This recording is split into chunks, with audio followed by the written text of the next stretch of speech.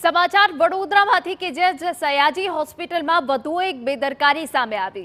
હોસ્પિટલની કેન્ટીનમાં અખાદ્ય ખોરાકનો જથ્થો મળી આવ્યો। કેન્ટીનમાંથી સડેલી ડુંગળી, બટાટા, ટામેટા મળી આવ્યા।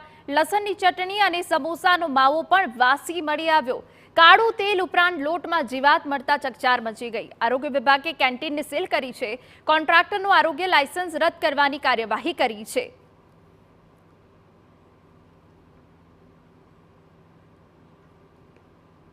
हमारा संवाददाता अंजलि વધુ વિગત આપી રહ્યા છે। अंजलि, શું વિગત મળી રહી છે?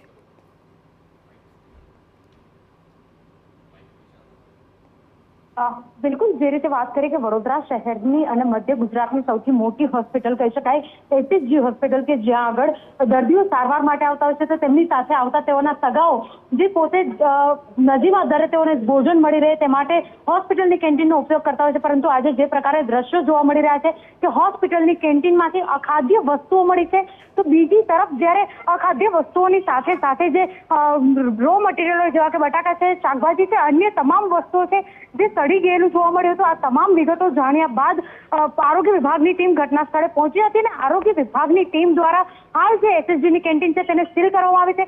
ઉલ્લેખનીય છે કે અગાઉ પણ 3 થી 4 વખત આ કેન્ટીનને નોટિસ ફટકારવામાં આવી છે। ફરી એક વખત તેઓ દ્વારા નોટિસ ફટકારવામાં આવી હતી, ઇમ્પ્રુવમેન્ટ નોટિસ આપવામાં આવી હતી।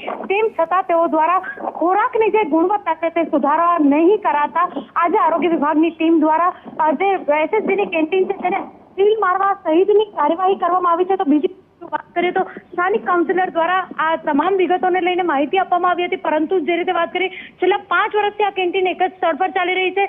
3 વખત સીલ મારવામાં આવ્યું હતું। થોડા સમય પહેલા જ આ જે કેન્ટીન છે તેનું સીલ ખોલવામાં આવ્યું છે અને તેના સીલ ખોલ્યાના 1.5 મહિનાની અંદર જ ફરીથી અખાદ્ય વસ્તુઓ મળતા વડોદરાના નગરજનોના સ્વાસ્થ્ય સાથે ચેડા થઈ રહ્યા હોય તેવું ચોક્કસથી જાણવા મળી રહ્યું છે। પહેલા પફમાંથી જીવાત નીકળવી, ત્યારબાદ ભોજનમાંથી મરેલી ગરોળી નીકળવી અને ફરી એક વખત ગઈકાલે જ્યારે મોડી સાંજે શ્રી જગદીશ પરસાણના જે ભાખરવડી છે તેમાંથી ફૂગ નીકળવાની ઘટના હતી અને બાદમાં આજે જ્યારે એસએસજી હોસ્પિટલની કેન્ટીન કે જ્યાં આગળ રોજના હજારો લોકો પોતાનું જે નજીવા દરે ખોરાક મળે તે માટે જમવા જતા હોય છે, પરંતુ આ પ્રકારનું વલણ ક્યાં સુધી વડોદરાના લોકો સહન કરશે તે પણ એટલું જ મહત્વનું છે। જી બિલકુલ, વારંવાર લોકોના સ્વાસ્થ્ય સાથે ચેડા થઈ રહ્યા છે ત્યારે હોસ્પિટલની કેન્ટીનમાં અખાદ્ય ખોરાકનો જથ્થો મળી આવ્યો।